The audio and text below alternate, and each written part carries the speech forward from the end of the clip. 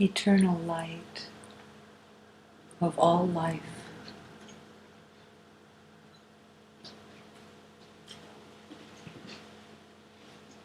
Exquisite and perfect reflection of God.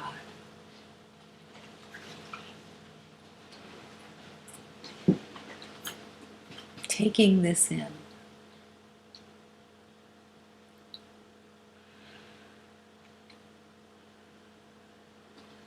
And allowing nothing to step between this truth and your heart. The willingness to let go of the mind and sink into the heart.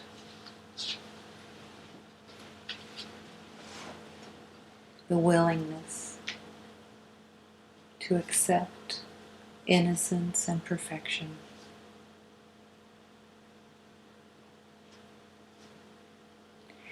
The willingness to accept divine equality. No one more, no one less.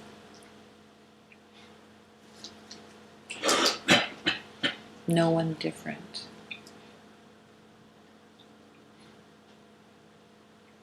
The willingness to invite the truth of equality into the heart.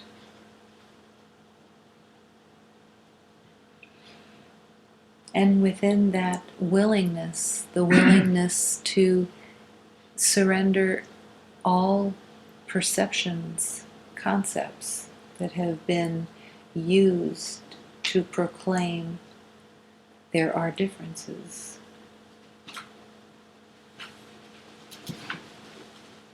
The willingness to surrender all agreements. The willingness to surrender the past and the future into the hands of God.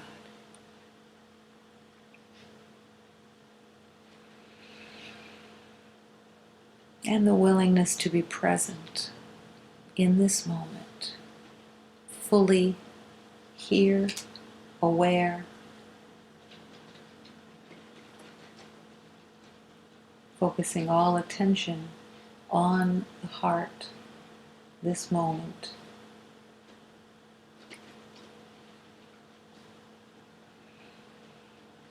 And breathing into this moment.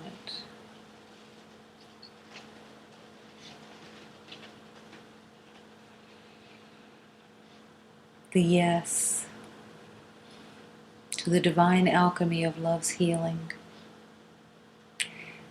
And wanting to affirm that yes in every moment. Wanting to have a yes present in every moment as you walk through what seems to be a different moment.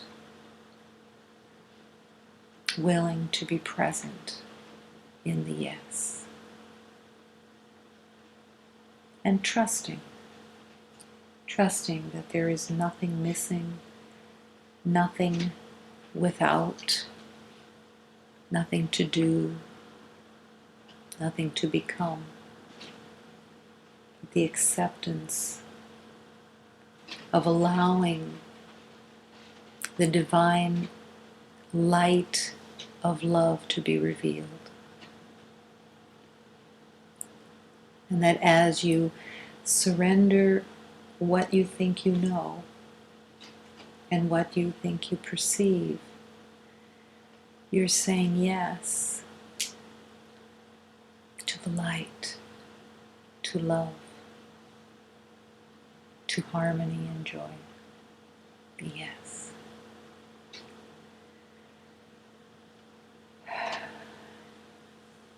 And that you are affirming this yes in your heart for all of humanity, for all of creation.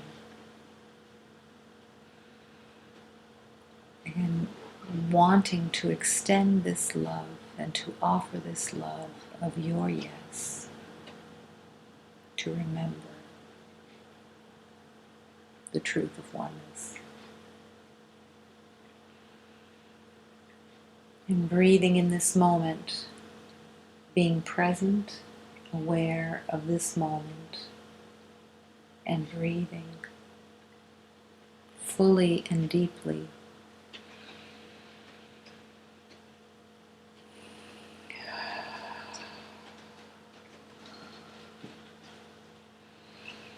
Focusing on the breath, focusing into this moment. Bringing all the intention of your yes to being present and to serving love by breathing.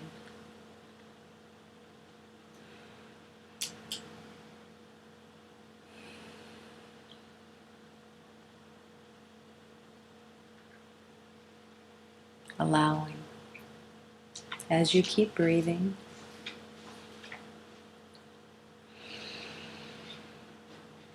breathing into every cell, every molecule, inviting breath. And as you breathe in, you're breathing in the holy union, and as you exhale the breath, you're releasing all beliefs of separation.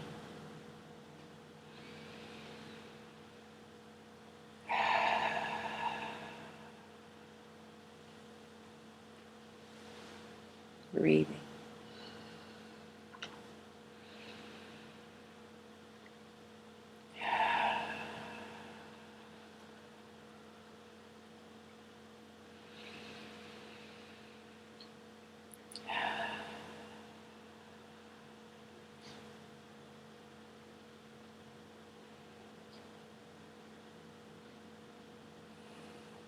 Breathing into every cell and bringing the breath in through the throat, through the neck, through the shoulders, arms, and hands. Breathing and releasing. Awareness of this moment.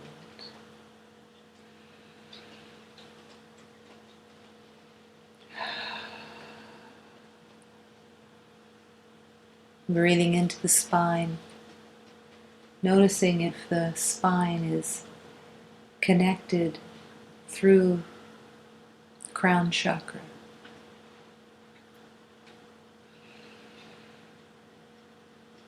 Bringing attention to allowing the spine to move freely and easily as the liquid of love. Nothing held back, nothing contained in a self-identification, but everything surrendered into love. And breathing into the heart, inviting the heart to come forward, open and available.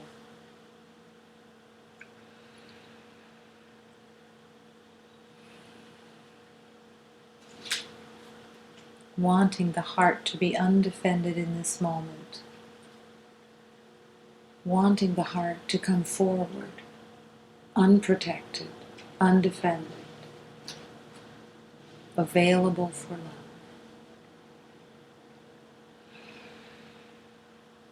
Breathing deeply and fully into the heart. And affirming the prayer in the heart. In this moment, there is nothing to defend. In this moment, all is harmony and peace and joy. And bringing the heart into that awareness, that yes. Breathing into the belly. And surrendering all the organs into the hands of God, not wanting to keep anything in separation, not wanting to keep anything in the identity of mine, ownership of any kind. Breathing Breathing into the hips and thighs, knees, calves, ankles, and feet, all surrendered into God. Take this identity and melt it into love.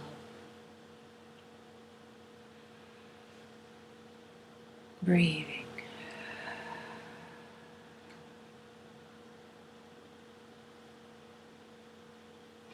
And now breathing into the emotional body, surrendering all of the perceptions of emotions into the hands of God, into love itself. No longer willing to have the mind and fear running the emotional body, but willing to release all beliefs of fear that express itself through anger, frustration, caution, worry, all fear released. And willing for the emotional body to express joy and harmony and compassion, peace, tranquility. The yes to express the truth of God.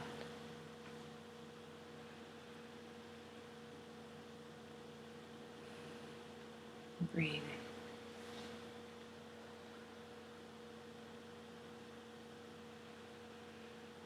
And breathing into this moment and affirming with everything in your being that there is only one holy union in this moment within this infinite circle of love. This sanctuary is filled with love. This universe is all of love. There is only one presence here. It is the harmony and the life force of God. And within this life force we live and move and breathe as one. Breathing in this moment and saying yes to the divine life force of God, of perfection, of holiness, of infinity.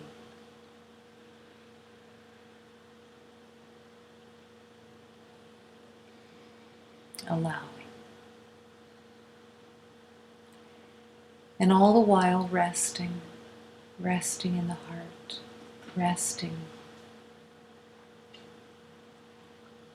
trusting.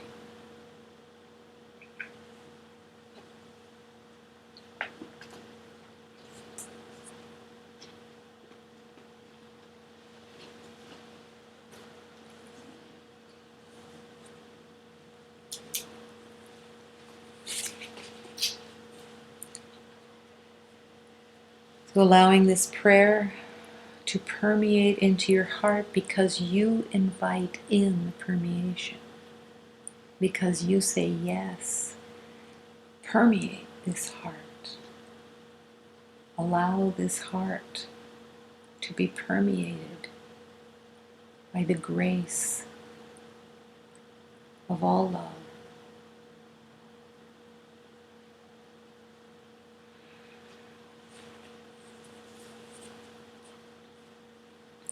Feel your tenderness. I feel your tenderness. I feel the tenderness of your ever-loving hand. I feel your tenderness. I feel your tenderness.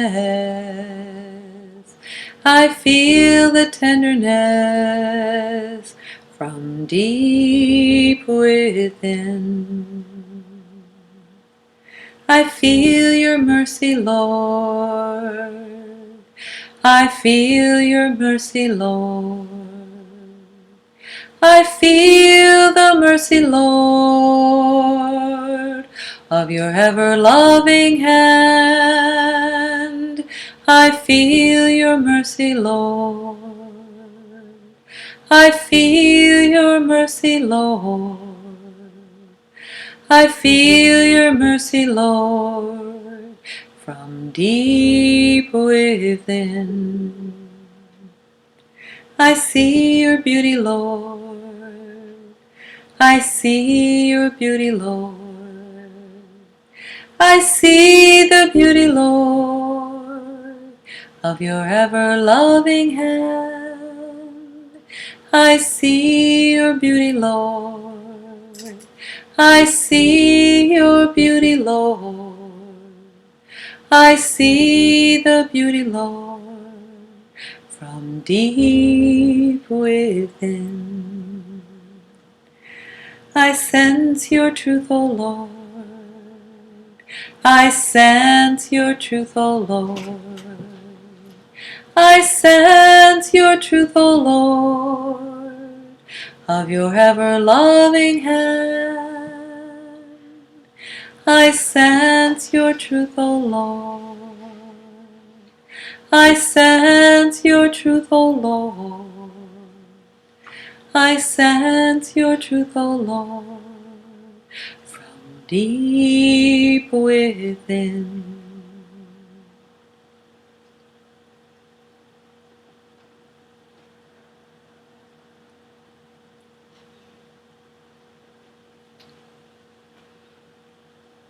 From deep within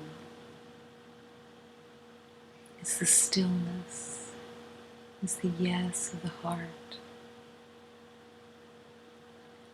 that is so inviting and is always wanting to invite that depth, that truth to be revealed from the deepest center of your being.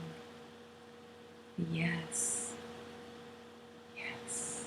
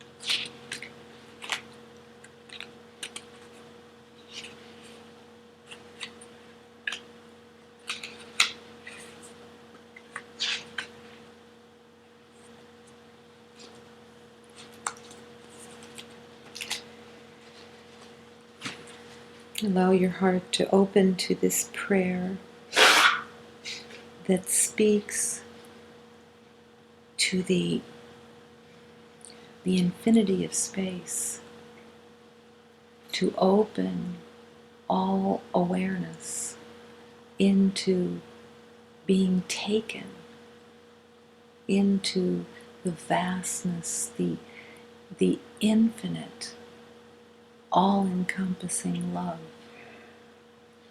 Be willing to be taken.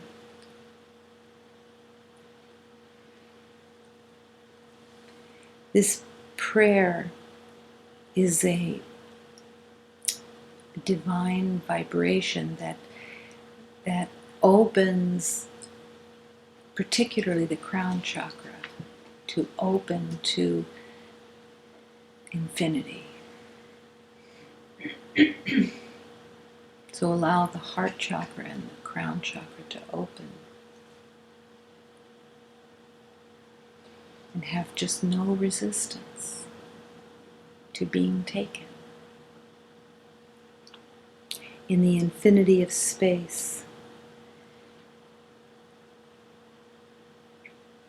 there is the brilliance of the presence of God and all divine beings as we open the heart to make that divine connection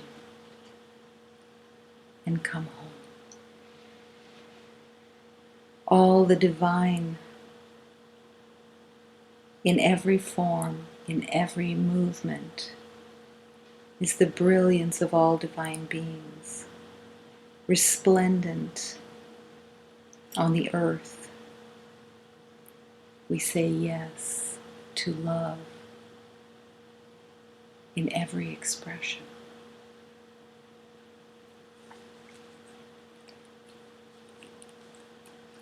No infinito do espaço, onde brilha a presença de Deus e dos seres divinos que habitam todos os mundos seus.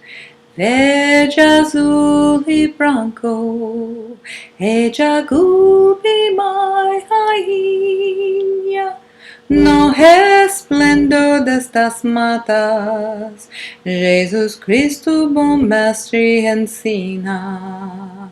No infinito do espaço, onde brilha a presença de Deus e dos seres divinos que habitam todos os mundos seus.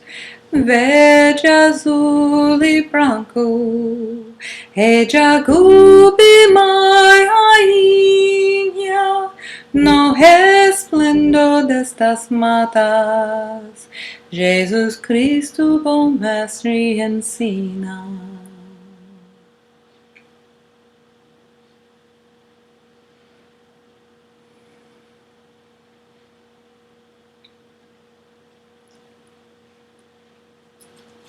When you say yes, and you invite the infinity of space to burst open, you're trusting that you can step out of the little me and all of the identity of being confined as a body, as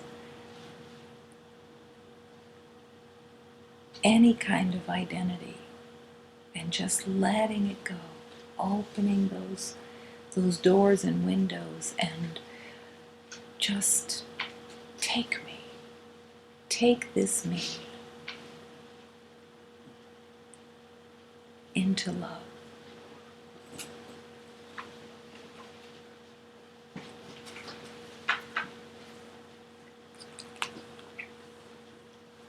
The mysteries of love cannot be defined in any way.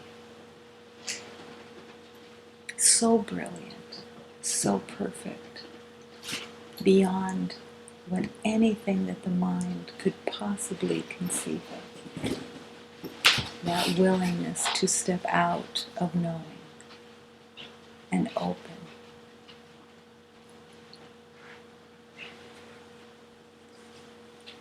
It's all in your yes. There is nothing being held back. The divine does not hold back. The divine does not restrict.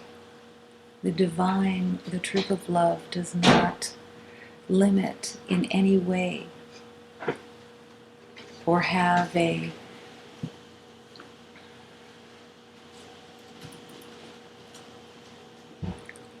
hesitation in any way on everything melting into everything. It's only the knowing and the idea of identity that says, no, I know who I am. I know something. And now in this moment of love is the opportunity, the moment to say, I will not be restricted anymore by any old identity of limitation and separation. I say yes. Yes to love. Yes to truth. Yes to bursting free from all seeming barriers.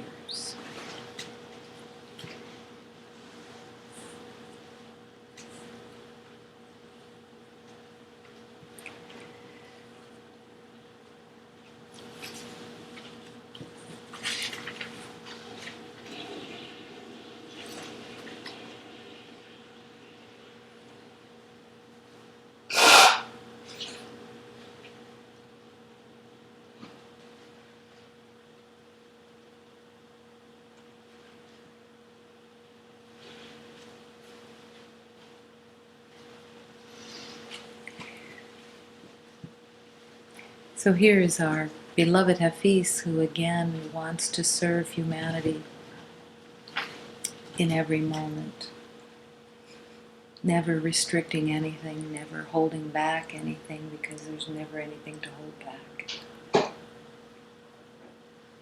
And whoever is willing to receive will receive. Any sense of limitation, any sense of a barrier is completely fabricated. And it's really essential in the seeming journey of remembering to recognize that whenever there is a restriction that comes up, whenever there is an idea of this is hard, or this is big, or this is difficult, or this is this, or this is that, that's completely fabricated. That's all coming up as a defense system that wants to make the journey itself a problem. Mm-hmm. There is no problem.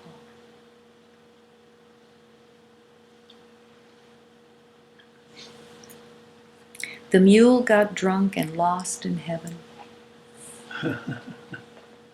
The mind is ever a tourist, wanting to touch and buy new things, then toss them into an already filled closet. So I craft my words into those guides that will offer you something fresh from the hidden's tavern. Few things are stronger than the mind's need for diverse experience. I am glad not many beloveds can remain faithful lovers to the unreal. This is a kind of adultery that God encourages.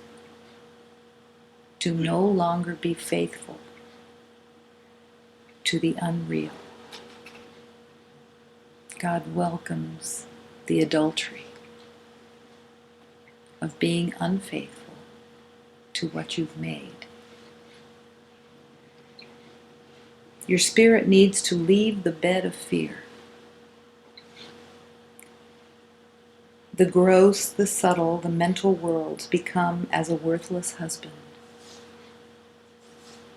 The beloved needs to utilize their yes for love, so that their hour's legacy can make us all stronger and more clement. Sometimes a poem happens like this. The mule I sit on while I recite starts off in one direction and then gets drunk and lost in heaven.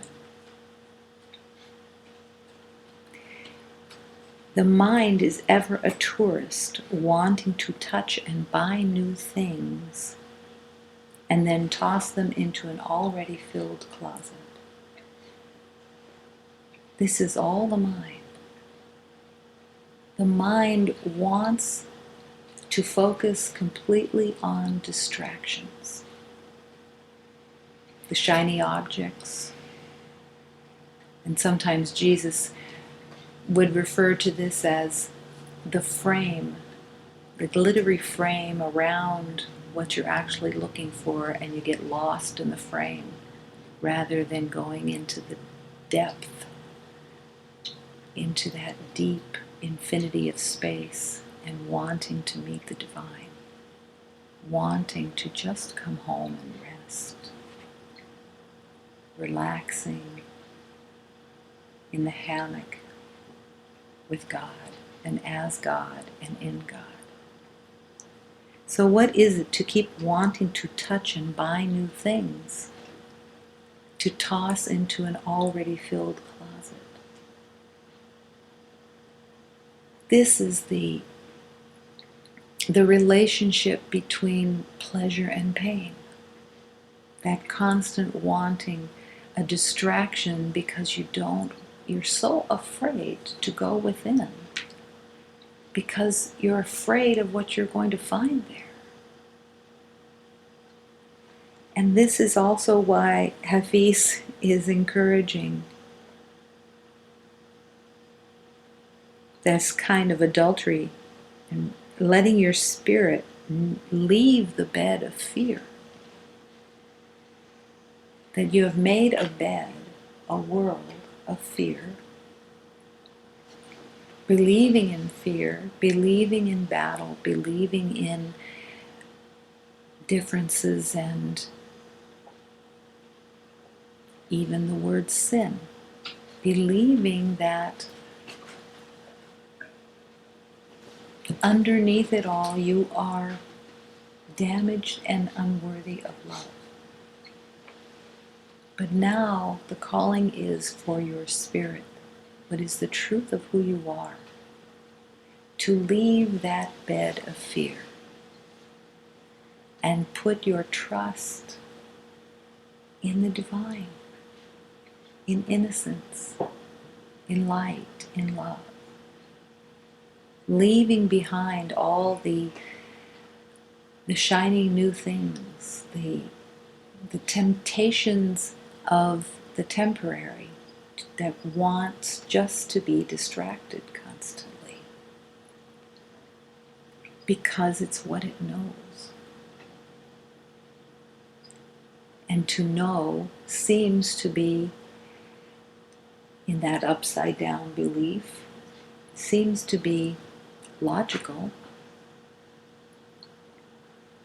that you would be more safe by knowing something than to step into the unknown,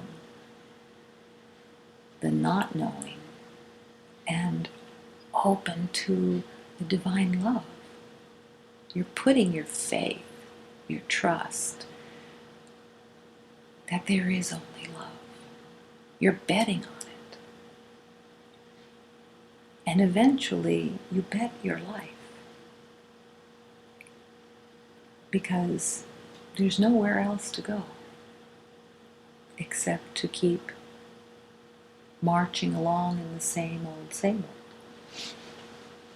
So this is Hafiz's calling. This is our calling. This is come home, come into the infinite, and let go of all of the beliefs of limitation and separation, however they show up in all of their various forms. A tourist. The mind is a tourist. The mind is not at home. A tourist is not at home. A tourist is wandering. And you have been wandering in the world, being distracted and being attracted to ideas and concepts that you believe will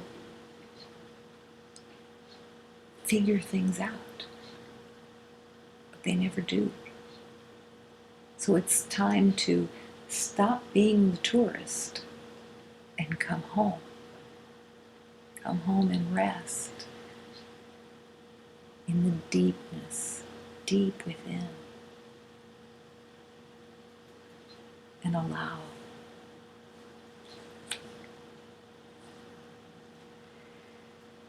The gross, the subtle, the mental worlds become as a worthless husband. Could be a worthless wife. The worthlessness is the real, okay. It has never given me really anything. It's that aha, that willingness to see that everything that you've tried to accumulate and hold on to and make on your own has no value, because it will never help you remember. And you've made something out of it that says, if I get enough of this, whatever this is, then finally, this sense of aloneness, this empty, lonely place will be filled. But it never is. And it's that recognition that brings an exclamation of joy that, oh, it's never going to fill. Oh, thank God I'm seeing this. Thank God the light is shining and the dawn is breaking, and I can see that if I walk in the way of love and keep saying yes, that is my way home. And I'm willing, I'm willing, I'm willing.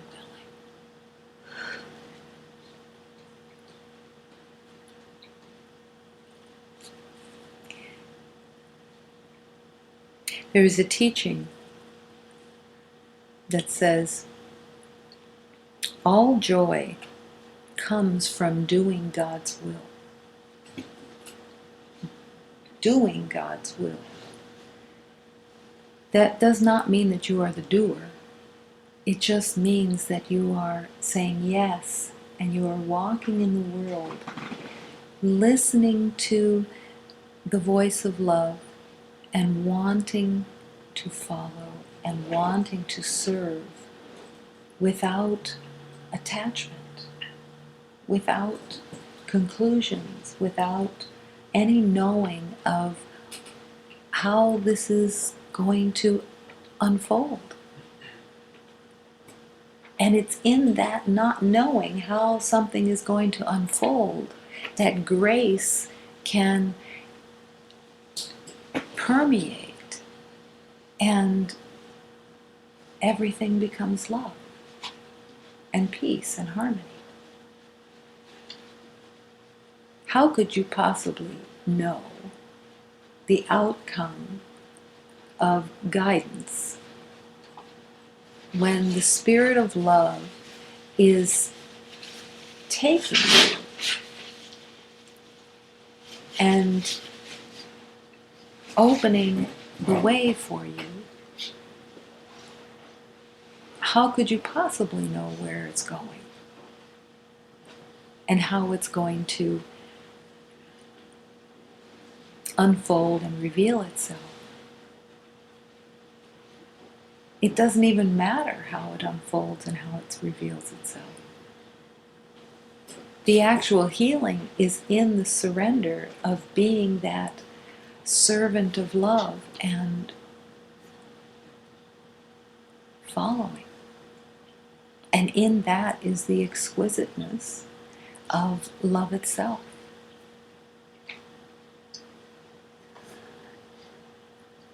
Make me an instrument. Right now, I want to be an instrument of love.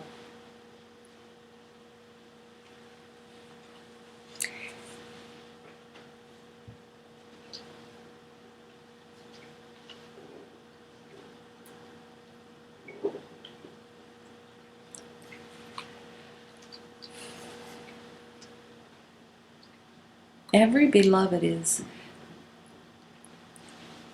looks like they're walking in different journeys. I mean, it actually looks different.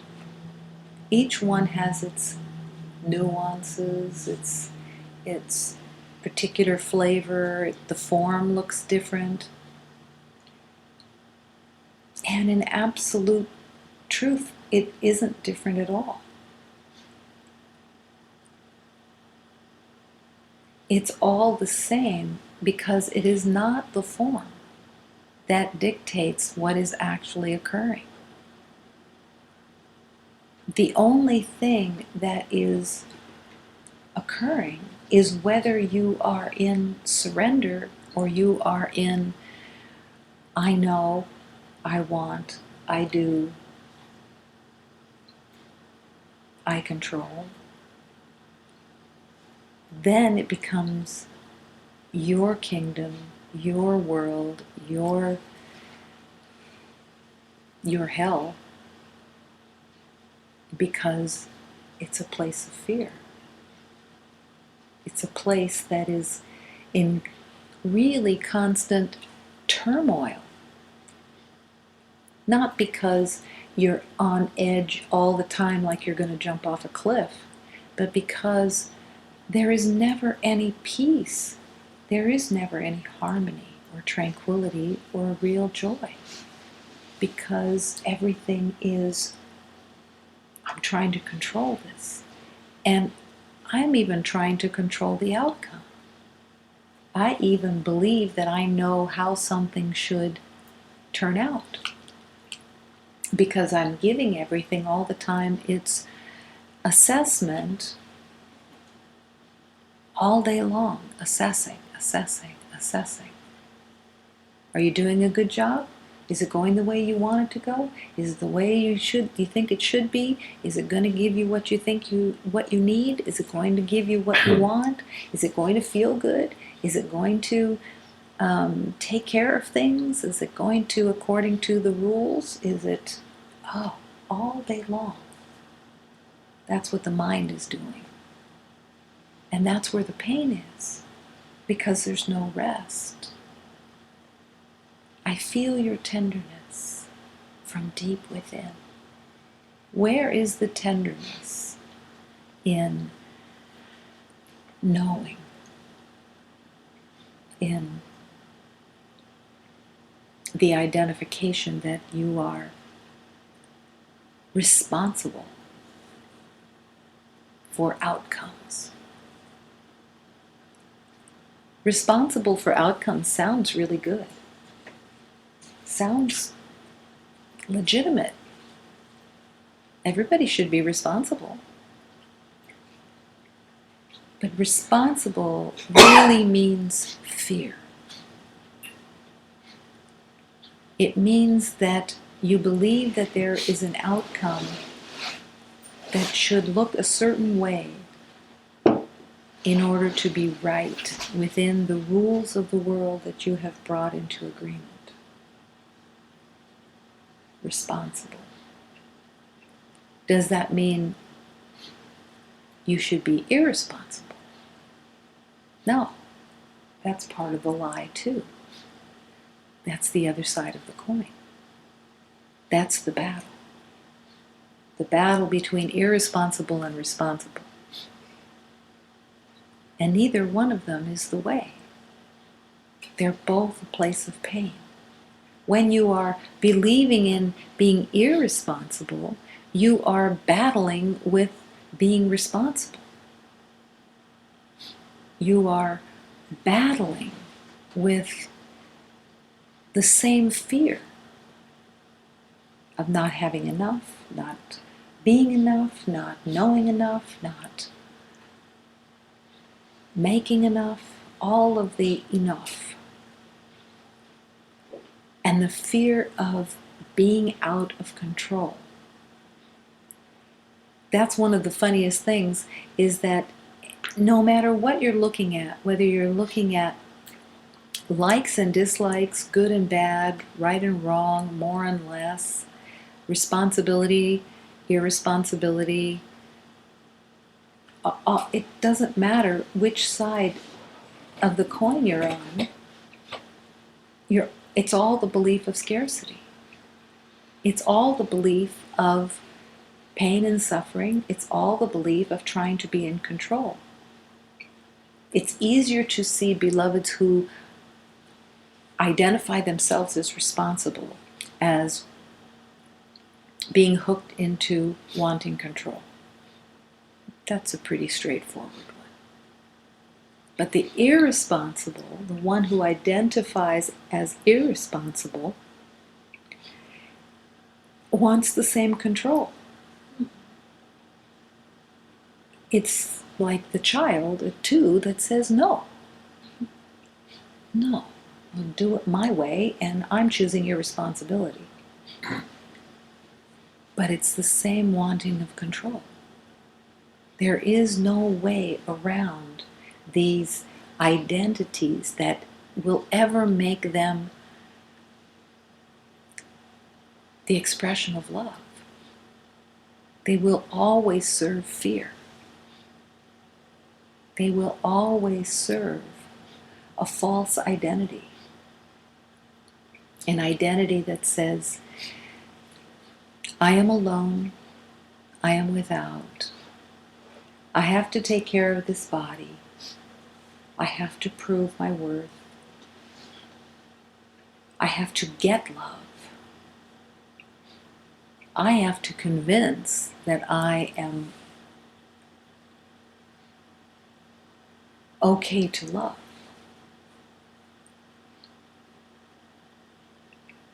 If you touch that place within, that strategy, that place that says, I'm going to build as many facades as I possibly can, layer after layer after layer, so that I have them all available. No matter who shows up, I can pull out the right one. And I am going to convince everyone through these facades that they should love me, that I deserve to be loved.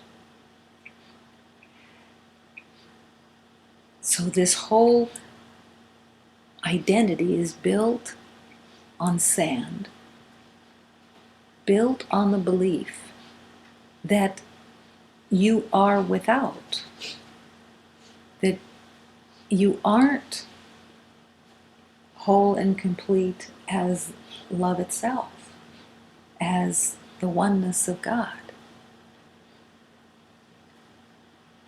So everything that's built on it is built on quicksand. And you keep trying to shore it up with different strategies at different times. So what does the ego identity within the world, how does the illusion play that out? The illusion plays that out by a very funny trick of constantly changing circumstances. So the form changes all the time.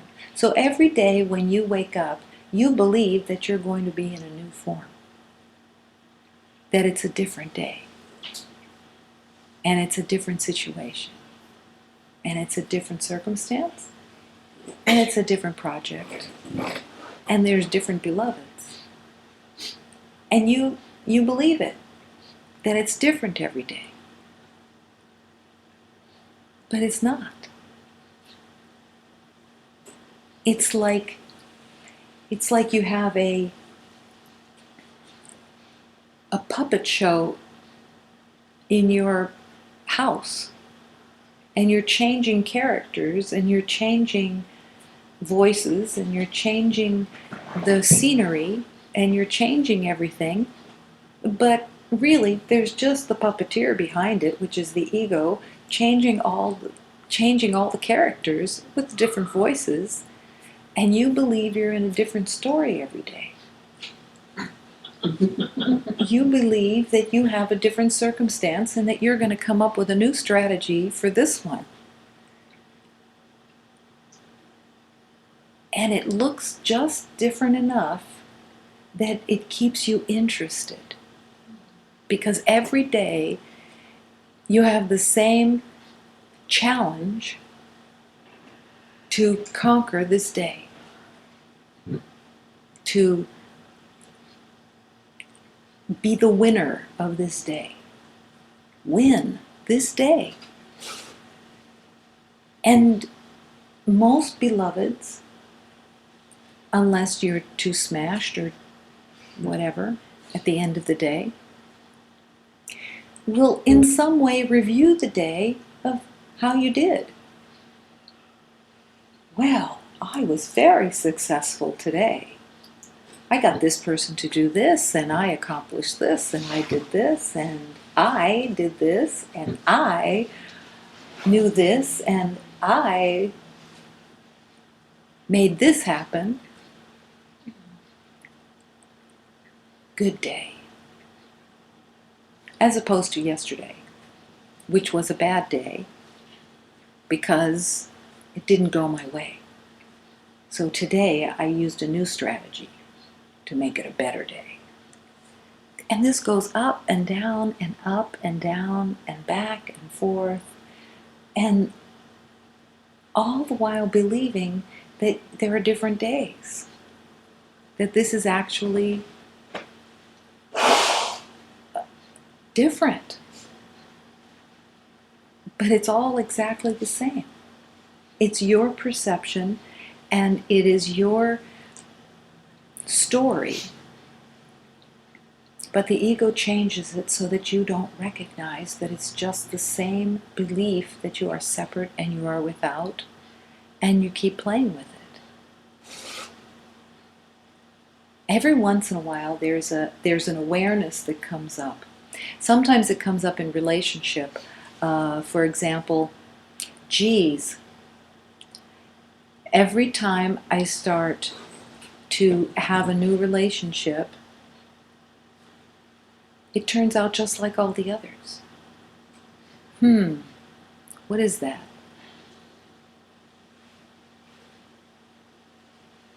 So then you try to change something about who you're attracted to or whatever. It's all the same. You are either expressing love and wanting love, or you are dancing with the ego and making a separate identity and a separate life, and battling and thinking that you're making progress. So this again is and everybody's heard this,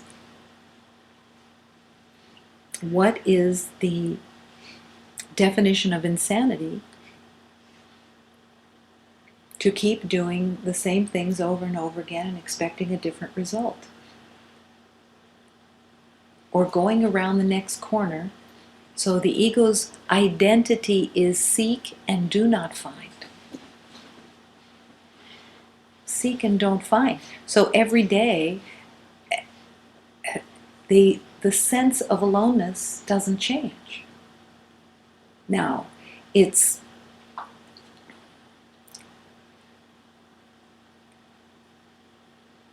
there is a sense that, oh, no, it was good today. I actually did better today. I accomplished something today. It made sense today. But it doesn't touch the aloneness. It doesn't shift the fear. It doesn't satiate in any way into that deep sense of aloneness that everyone is looking for. Looking for love in all the wrong places.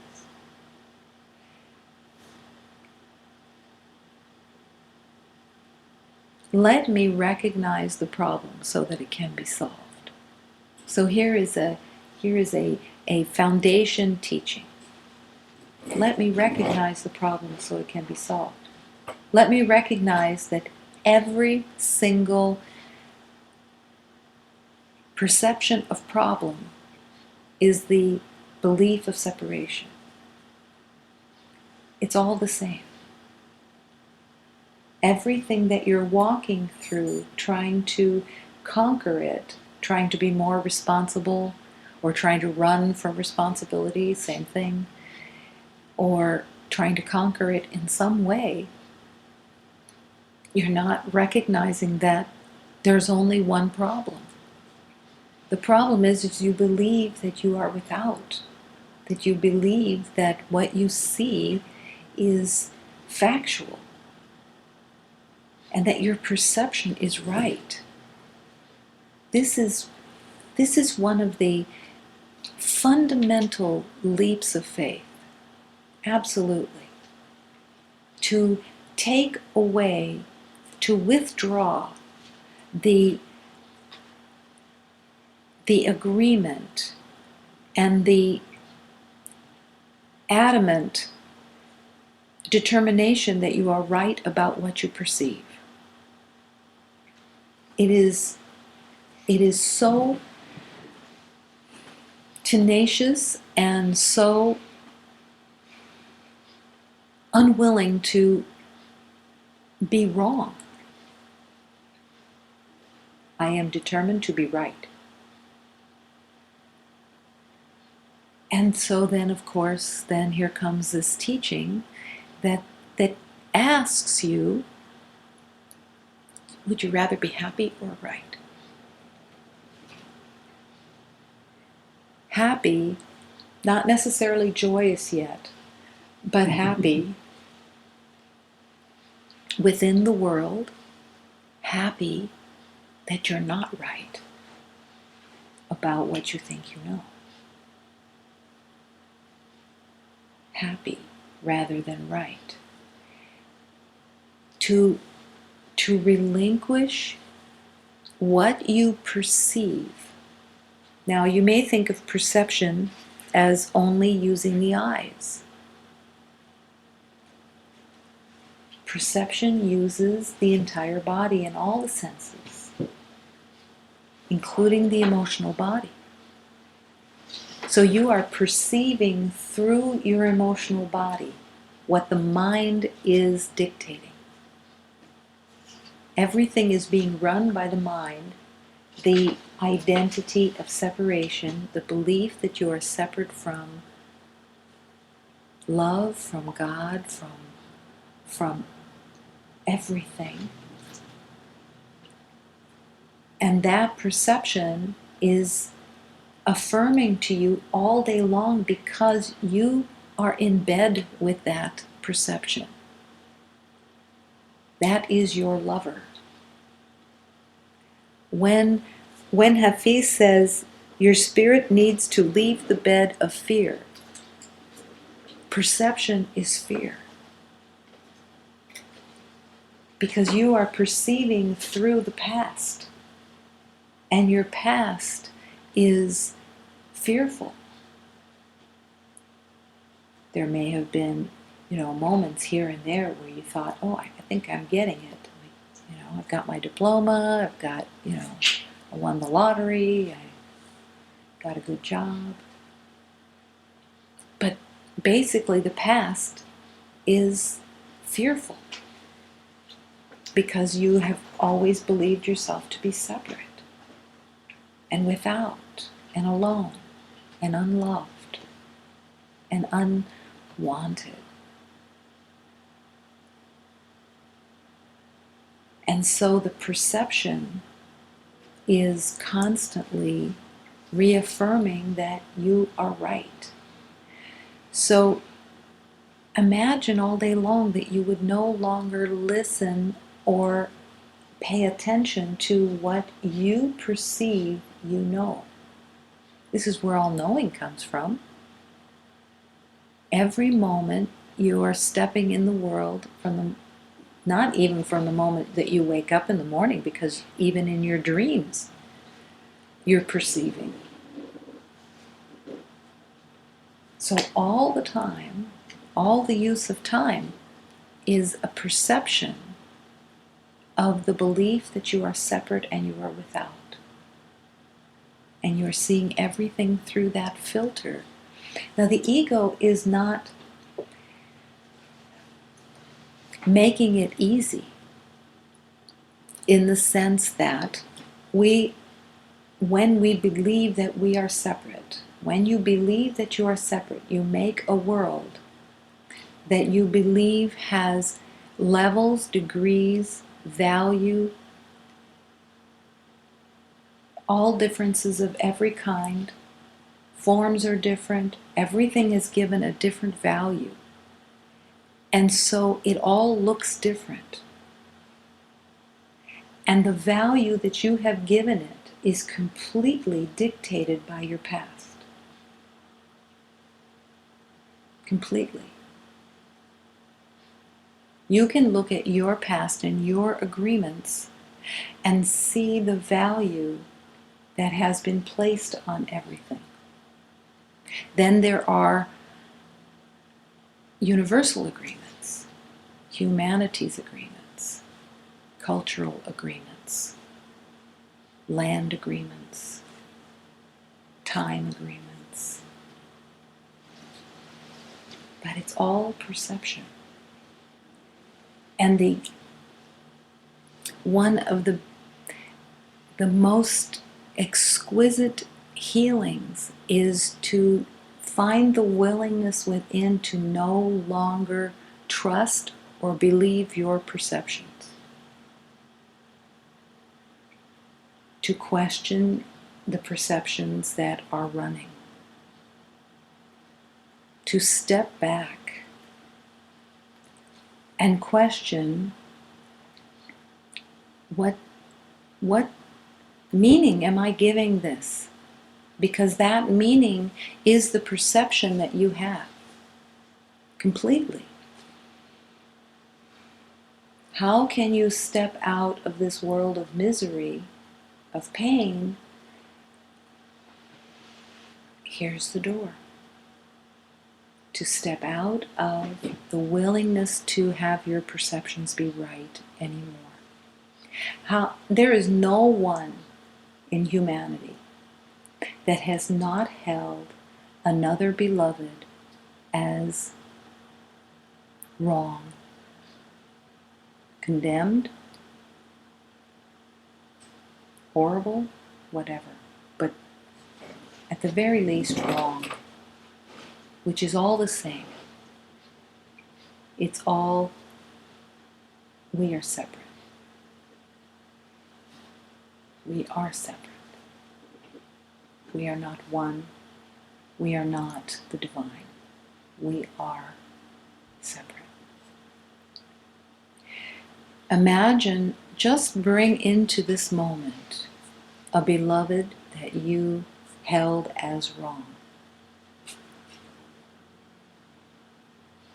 Everyone will have someone come, see the beloved. And in this moment, finding the willingness within to not trust and believe your perceptions, what you thought you knew.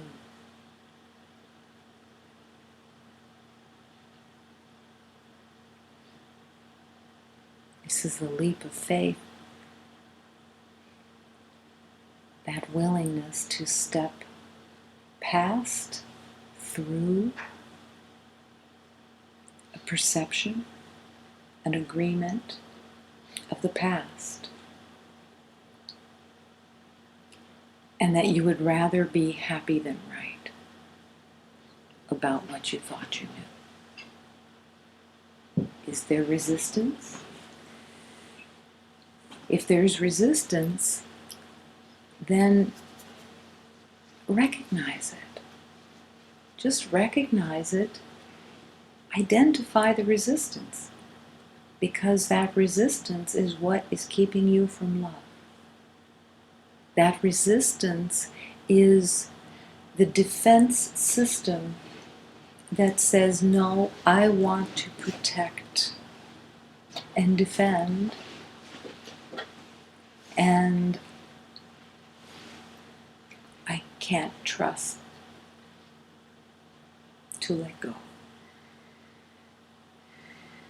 It's okay. Let it be seen for what it is.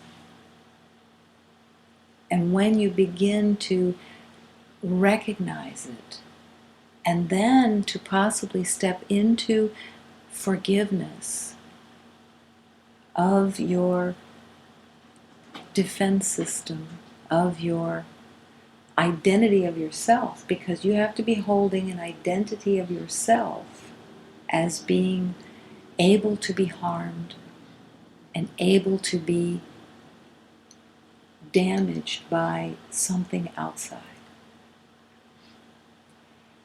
And you have to be able to, in that moment, believe the past.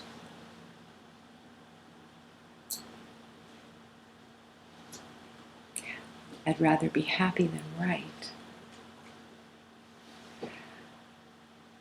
Brings light to a belief, a perception that has said, I am condemned to this damage. I am condemned to this old identity. And there is nothing in love, there is nothing in God, there is nothing in the universe of love that agrees with you that you are condemned. It is a self-condemnation. It is an agreement that it has no real power except the power that you're giving it.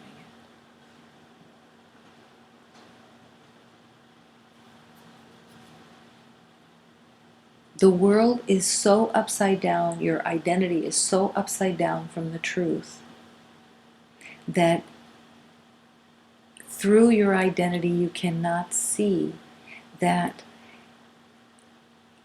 love and release and forgiveness and the willingness to be happy rather than right brings you to freedom, brings you to peace, not more harm.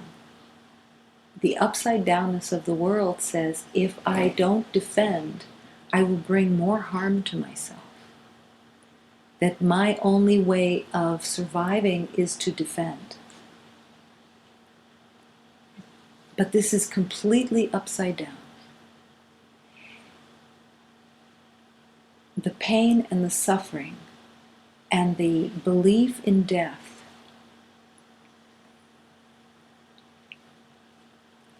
is a direct result from the wanting to defend and stay separate.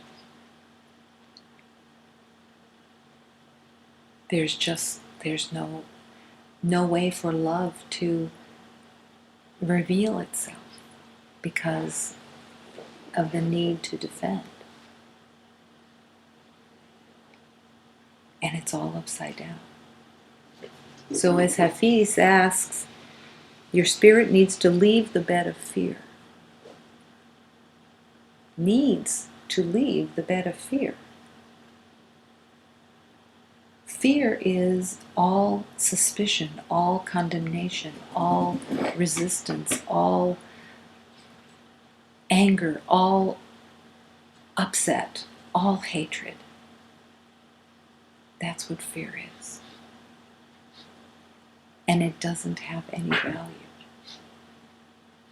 It's a defense system that does not work. It doesn't work no matter what it is. Well, let's say it's not someone, but it's something, a concept. If you believe that you are without, and you believe that you are in struggle, and you believe that the world is not a generous world, it is because it is your perception. It is the world that you made. There is a flow of love that is right here, that is calling you, certainly in this moment, to come and step in and let go. and invite and trust that abundance, the abundance of love, the lack of scarcity.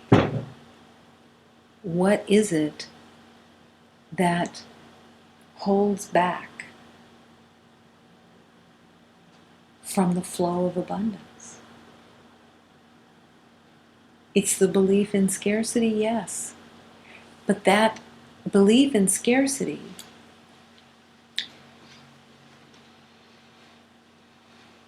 manifests itself through the belief in greed.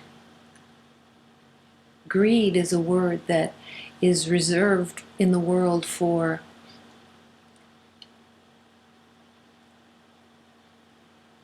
people that steal, for people that take what isn't theirs, that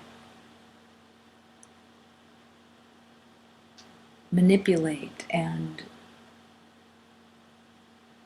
figure things out of how to get more, how to get what belongs to somebody else. But in truth, greed is the fear of scarcity. And everybody in the world, in the belief of scarcity, is constantly, if you are thinking about what you're missing and what you have to get, that energy is the energy of greed, of grabbing, of getting something.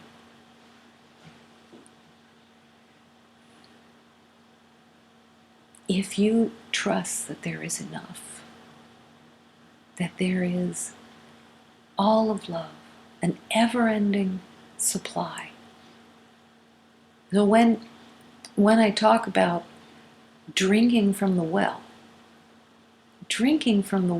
is there is enough. Drink and drink and drink and drink until your thirst is quenched. Drink of love with abandon. Accept.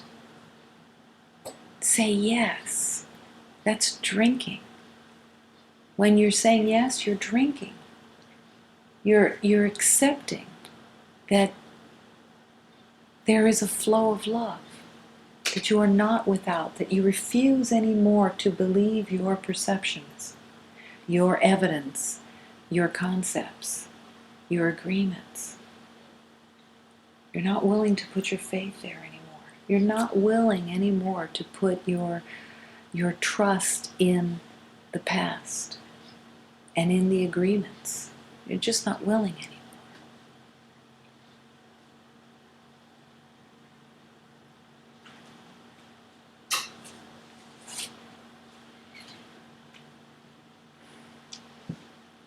But how to continue to step into that yes is the key. We have to follow when we're walking in the world and we're called spiritually. We have to participate with as much of a yes as we possibly can. The more that you resist, the more, in a sense, the more frightening it is. Because when you resist, it's like you're trying to walk in a chasm, trying to walk in two worlds, kind of like have your cake and eat it too.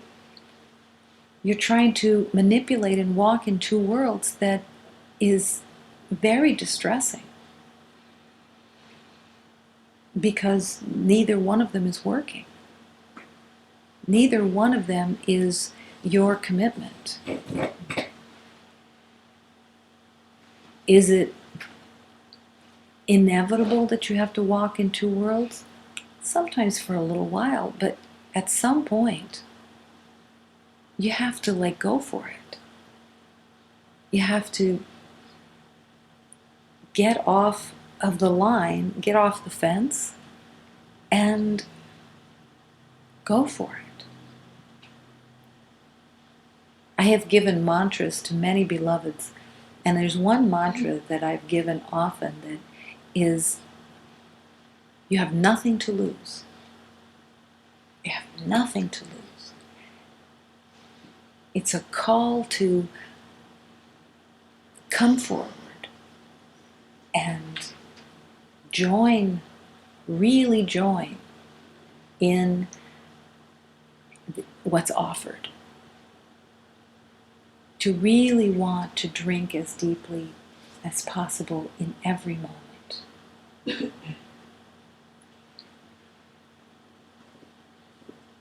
It's what you came here for, not just here in this sanctuary. It's what you incarnated.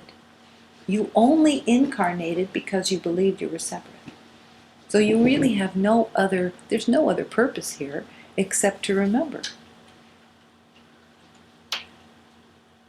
To return to awareness, to the place you never left. But how is that possible if you're not drinking and you're believing your perceptions, and all day long you're enchanted by your perceptions? Because they are busy making. This is the same teaching. The mind is ever a tourist wanting to touch and buy new things and then toss them into an already filled closet. It isn't just about material things. It's about believing your perceptions and being enthralled with your own perceptions and your own knowing, and wanting to fill your closet with them, fill your life with them, and you just keep tossing in the same stuff over and over and over again. So it's to no longer want to be that tourist that is enthralled with what's known, what's perceived, what identity says is true. And when the body is participating in that, which it almost always is, because the mind is running the body. The mind is completely orchestrating what is perceived happening within the body. So when the emotional body or the pain body or whatever it is, or the physical body is in reaction, it is coming from a perception that is a self-inflicted wound. When you are experiencing pain, upset within the body, the emotional body, the physical body, whatever, it doesn't matter. It is coming from your mind. It is coming from your beliefs, and it is a self-punishment. It's painful. It's the perception of the belief of separation. It's not actually coming from the outside. Nothing out there is causing that. It's coming from the perception that you already have. And you are determining what it is. And then you want the body to stop. Stop. Maybe I can get something to make it stop. Maybe I can cushion it enough. Maybe I can eat enough chocolate. Maybe I can drink enough booze. Stop. You want it to stop. Not recognizing that the pain is coming from the perception that you are unworthy of love, and that you have just completed the circle of cause and effect. That you believe the cause is that you are unlovable. unloved, unconnected, unworthy of love, and everything is reflecting that through the perception of it. So where is the healing?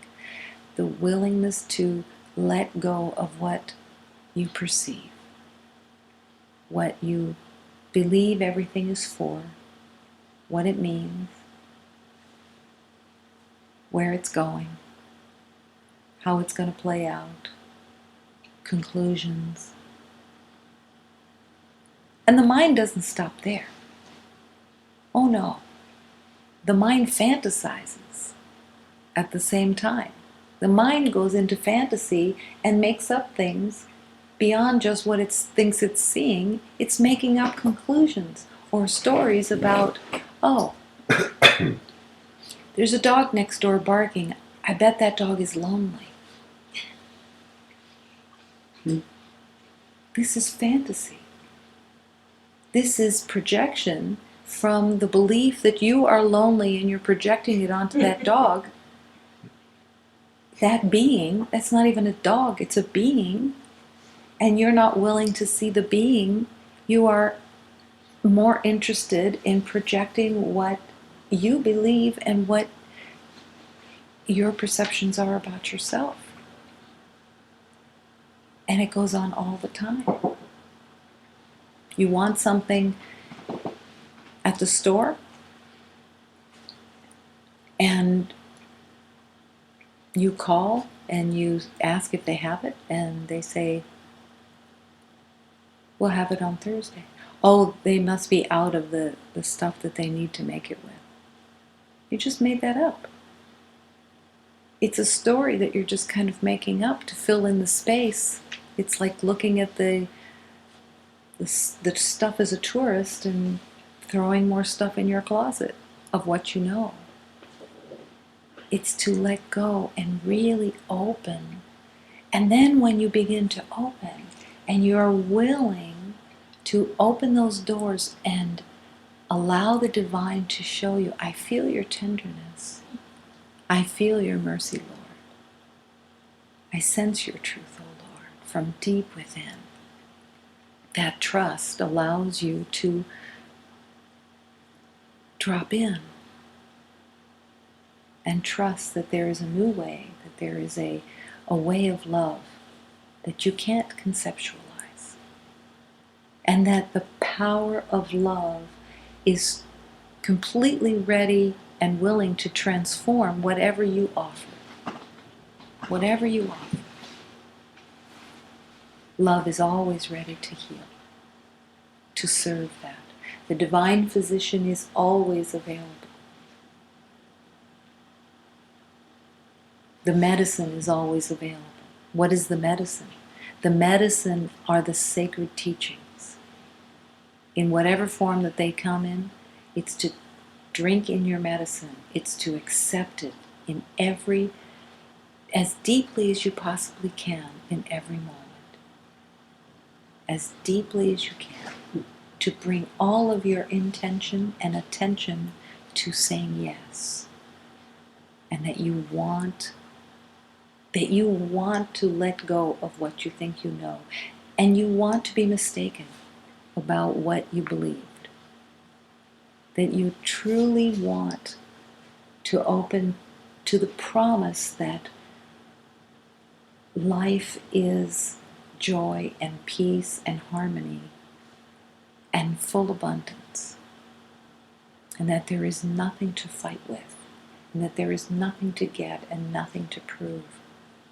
And nothing to hold on to the costume for. Nothing to keep these facades as wanted or valuable in any way, because they don't have any value. But thank God it's not you. It's just a costume that you put on, and you can let that costume go if you truly want to. At a moment in the seeming journey, I began in healing, seeing the costume. And the more I surrendered, I could see the costume thinning.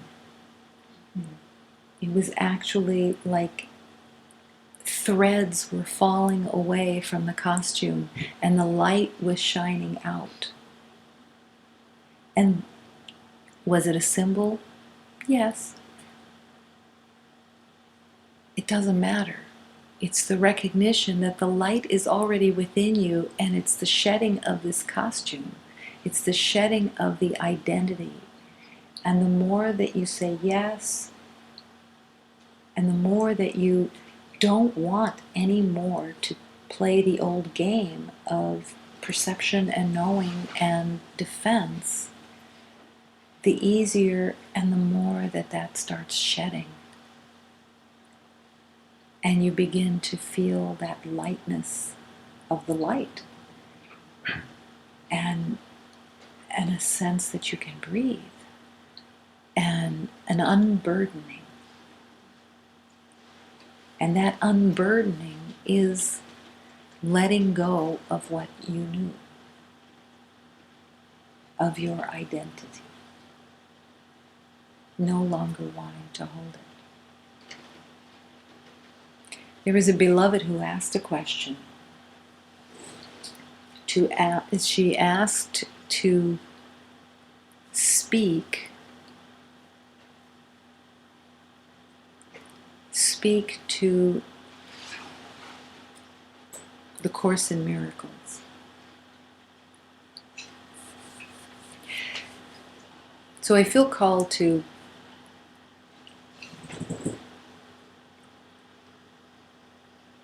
talk first about the first moment that I had this transmission from Jesus show up. I was in the shamanic path, very entrenched in that path, and a beloved showed up for a ritual, and we were very drawn to each other. And she mentioned to me that her path was the Course in Miracles. I had never heard of it before. And the next day, we were in a circle shining the light on the ritual from the night before to let the teachings go as deeply as possible. And I was there to help unravel that. And this beloved said that in the ritual she had been affirmed that her path was truly within the Course in Miracles. And in the arrogance of my mind, in the arrogance of my perceptions, I thought to myself, that's not a path, that's a book. This is a path. This is a path because there's rituals, because there's form, because there's gatherings that have certain rituals that go along with them and certain prayers, and that's a book. This is the arrogance of the mind that thinks it knows something and is saying, no, I know what a path is. So several years later, this teaching that was known as the Course in Miracles came into my awareness, and I was called to it. The moment that I opened that teaching,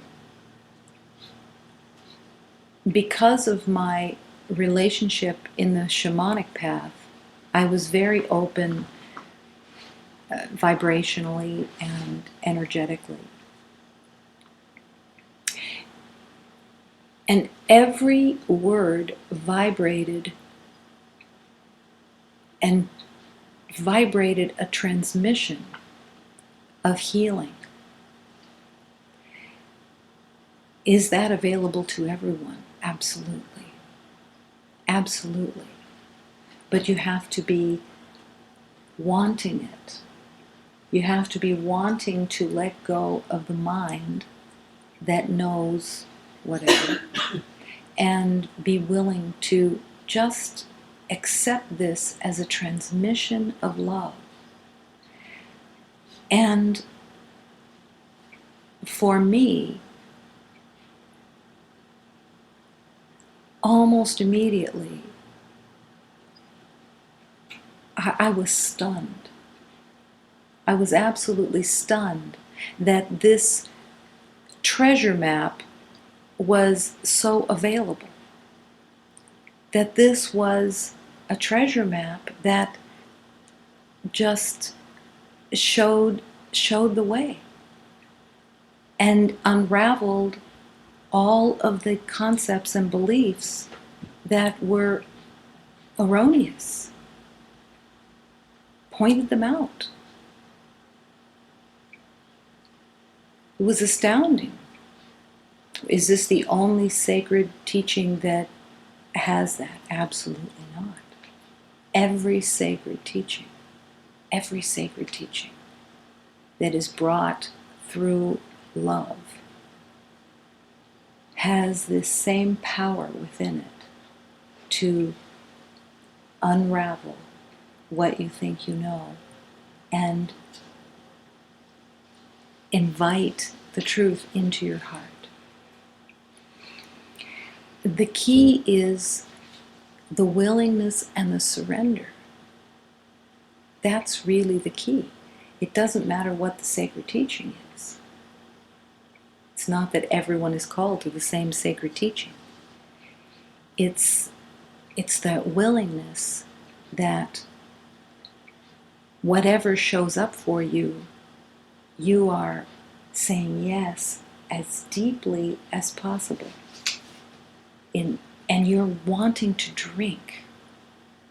Now, there are many beloveds who have a defense system that likes to sit back and let it filter through whatever the teaching is, let it filter through their knowing and see if they agree with it.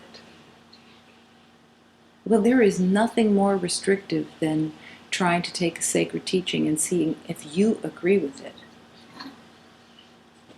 Because what you already know has not brought you to awakening.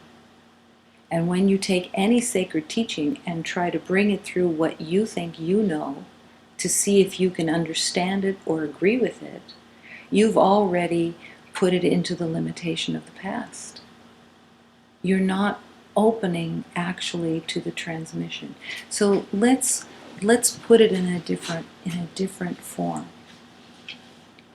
Imagine that you're in your house and there's a knock on the door and you open the door and it's Jesus. And he's come through the door in form to offer you healing, to offer you the truth. But you keep saying to him, wait a minute. Now I don't understand what you're saying and I want to understand it. I want to see if I agree with it. I don't like the language that you're using. I don't like quite how it's put. I need you to put it a different way so that I can get it through my knowing. Would you really take that opportunity and spend your relationship with it wanting to try to filter it through your understanding, through your knowing? The key really is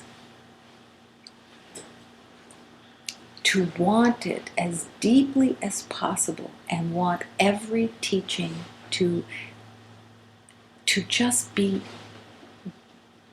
the drink of love, that you want to drink it in and that you want to just accept it and let it permeate, and let that divine transmission heal. Truly heal. Do you really think that a transmission of love is restricted? That a transmission of love has limitation? That it can't break through whatever you offer to it? It will break through everything. It will rip apart what defense systems you've built, and come barreling through as the divine energy of love. If you let go of what you think you know about it, or what you perceive about it, or what you conceptualize about it. I said to a beloved the other day that when I entered into that teaching, I was truly ecstatic. I was so ecstatic that this was available and was step by step unraveling everything that I knew. And that all I had to do was say yes. And it was the divine right there. Right there. This is every sacred teaching. That willingness to take it in and no longer be resistance to the truth.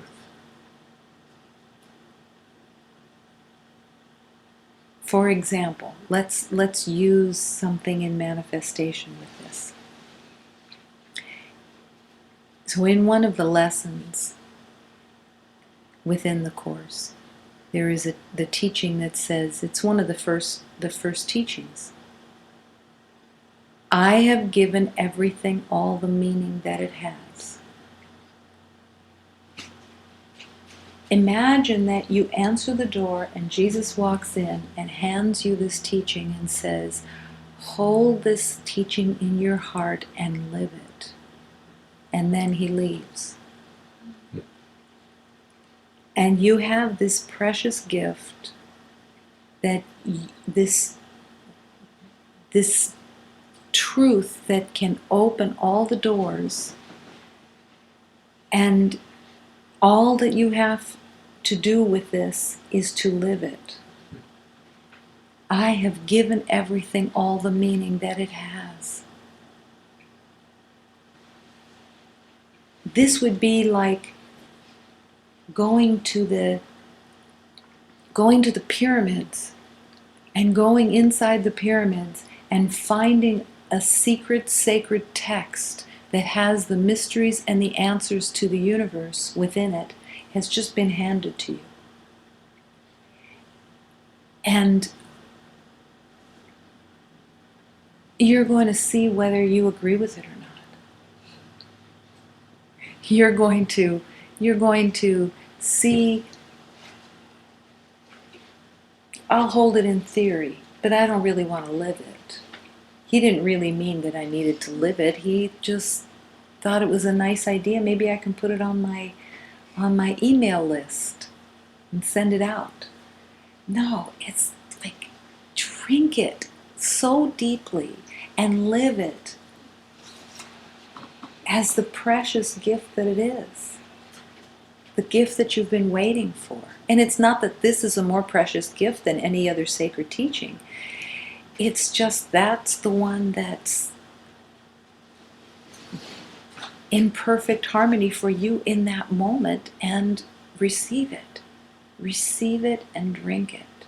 Let the divine physician unravel everything that you've made up because you offer it, because you don't want to hold on to it anymore, and you don't want anymore to live without this divine gift completely permeating your heart.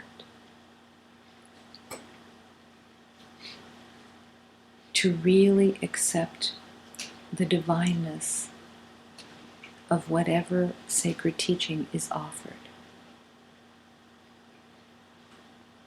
Everything in that particular teaching, since this beloved asked about that particular teaching, has absolute perfection in it. The rhythm that it's not written in, but the rhythm that it is offered in is absolutely perfect, because it is a rhythm that permeates and breaks through the resistance of a particular element of the ego defense system. It has a particular rhythm that the mind can't battle with. It can't battle with it. It breaks through. It's the divine feminine. It's written in an energy of the divine feminine that slides through and permeates through the barriers of resistance. But you have to want it. You have to hold it as this sacred transmission, and with every teaching this way, or else it has no, it becomes just a book, as I arrogantly said it was. That's just a book. The path to love is completely the grace of God that is constantly permeating into your third dimension world in whatever way that it can reach you, in every way that it can reach you. But you have to say yes, and you have to accept the gift, and you have to drink in the gift with your whole yes, if you want it to really be that transforming energy. If you want to play with it, then you can play with it. But what is there can transform, can unravel every belief that has been agreed upon within this third dimension. To be so grateful to have this divine gift, no matter what the teaching is.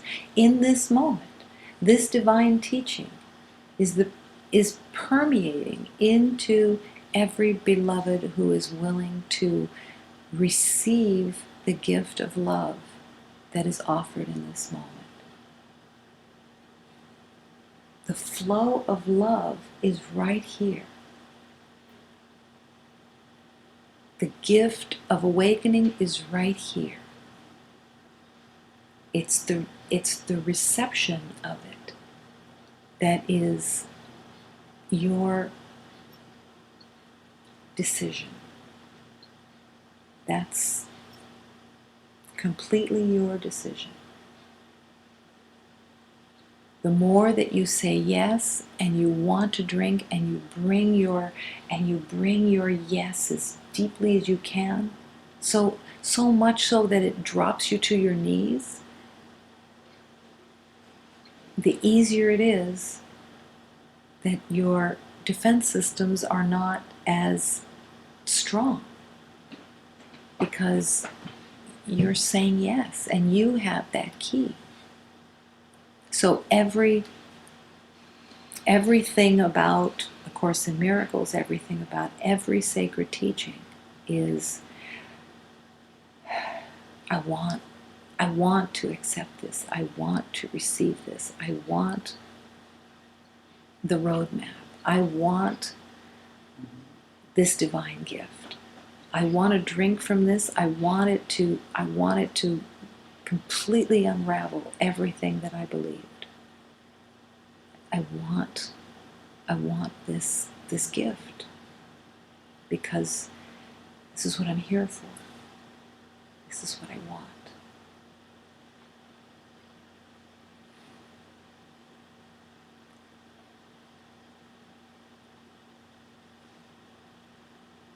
There is an essence of this particular teaching within the Course that it is not meant to be easy.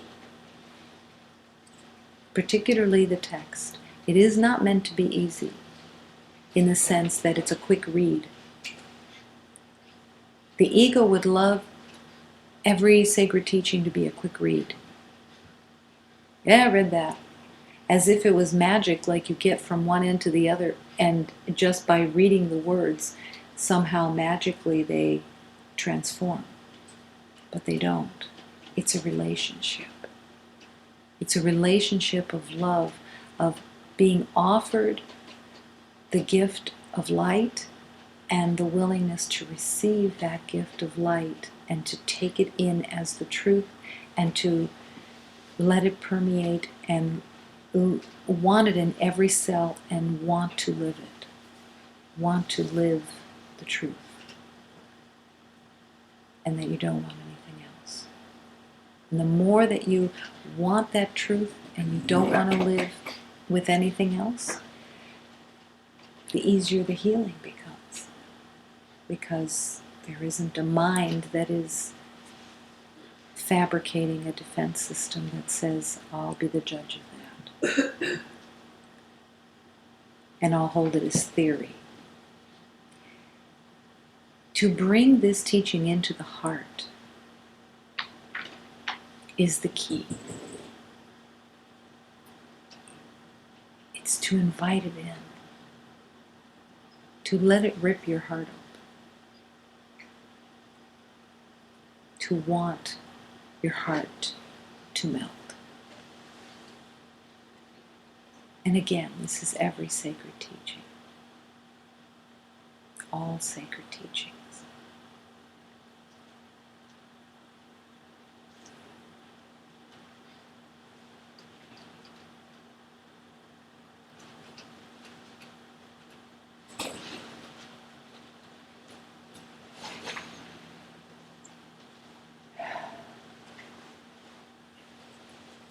So in this moment,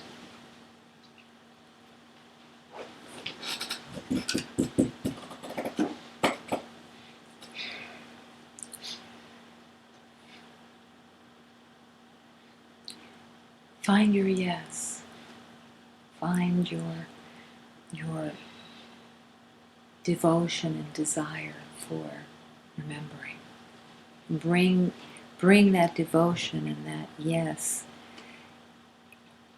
into your heart and live there.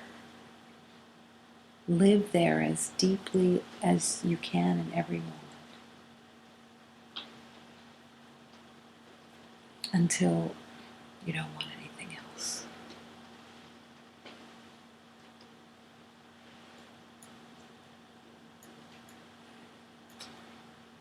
And as we close,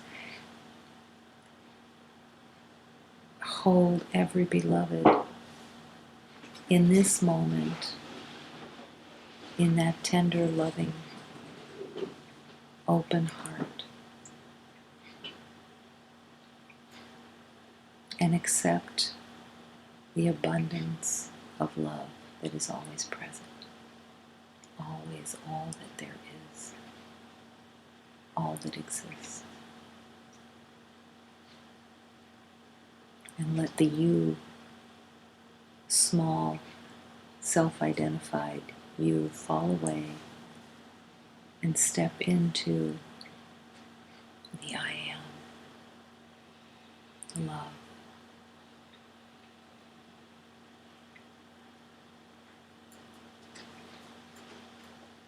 In deep gratitude for this moment. of love and healing, and gratefully accepting the abundance in every form, every expression. And we in this moment gratefully receive the abundance of donations that serve to allow this teaching to continue, always in perfect harmony.